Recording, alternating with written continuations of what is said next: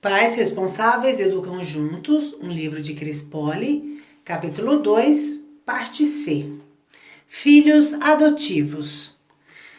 Em um dos episódios de Super Nanny, abordamos o tema adoção. Ajudei um casal em que a mãe, que já tinha uma filha biológica, havia sido diagnosticada com câncer no útero e decidira adotar uma menina. 2 anos haviam se passado e o grande dilema deles era como dizer à criança que ela havia sido adotada recém-nascida. Os pais já diziam que ela era a filha do coração, enquanto sua irmã era a filha da barriga. A grande dificuldade não era da menina, mas dos pais. Minha função era explicar que não havia um momento certo para revelar à menina, mesmo porque aos 2 anos ela sequer entenderia os detalhes. Além disso, já estava acostumada a ser chamada de filha do coração. O mais curioso e bonito é que a filha mais velha sabia desde o início sobre a adoção da irmã e em nenhum momento notei sentimento de superioridade ou ciúme. A menina realmente amava a irmã mais nova. Minha primeira sugestão foi que o casal preparasse um álbum de fotografias para mostrar à menina o momento em que ela havia entrado para a família e declarasse nesse momento que ela era um presente de Deus e muito amada por todos. Depois de um tempo, eles poderiam simplesmente dizer que a mamãe ficara doente, não podia mais ter filhos da barriga e Deus enviara a filha do coração.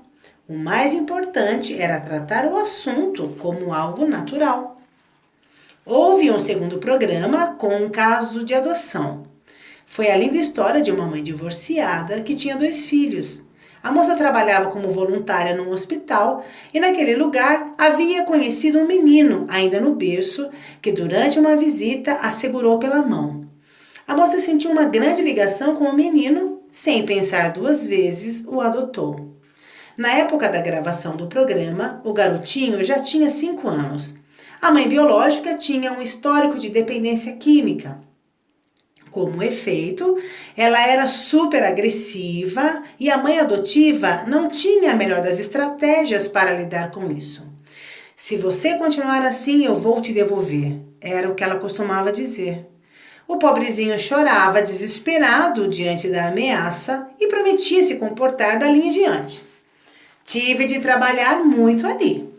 Finalmente, promovi um momento em que a mãe pediu perdão ao menino. Disse que o amava e que na realidade jamais o devolveria. Foi um momento especial, no qual ela reconstruiu a história entre os dois. Há o caso de crianças que perdem os pais, por exemplo, em um acidente. Nesse caso, todas as responsabilidades devem ser assumidas pelo familiar que ficar com a guarda. Esse adulto terá o dever de suprir as carências emocionais da criança, especialmente na difícil fase inicial, mas também terá de colocar limites a serem respeitados. O grande risco não está em a criança desobedecer-lhe. Ela não tem opção e vai acabar acatando, como qualquer criança faria.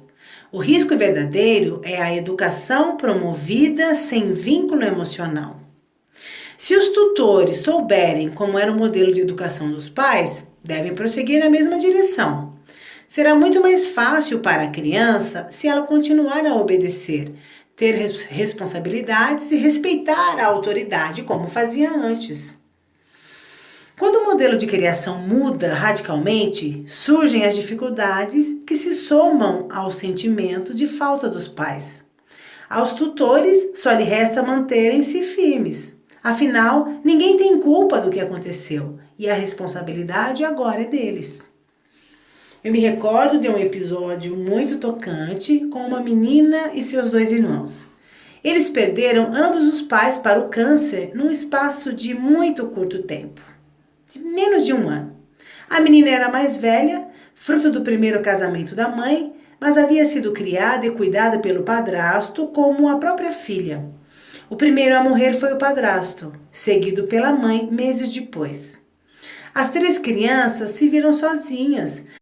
Seus familiares não eram muito próximos, mal acompanharam a doença e não lhes davam grande atenção.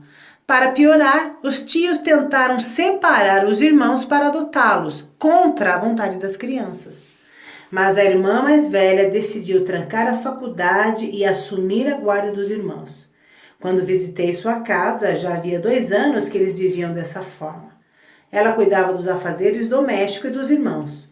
Um menino na difícil fase da pré-adolescência e uma menina com alguns problemas emocionais devido a todos os traumas passados. A moça estava completamente perdida. Os meninos não a aceitavam no papel de mãe e realmente boa parte do meu trabalho foi fazê-la entender que ela não era a mãe da casa, nem nunca seria. O filho do meio, o pré-adolescente, não tinha um bom relacionamento com as 2 irmãs. Tentei reaproximá-los, mas durante todo o tempo em que estive com eles, o menino ofereceu resistência. Somente quando o programa foi ao ar, meses depois, é que ele enxergou o seu comportamento. Morrendo de vergonha, tomou consciência e mudou a sua postura em relação às irmãs. Curiosamente, neste caso, o resultado do trabalho só foi conhecido com as câmeras desligadas. Dica da Cris: demonstrem todo o seu amor para essa criança com atitudes, gestos e palavras positivas. Mostrem que ela pode contar com a família.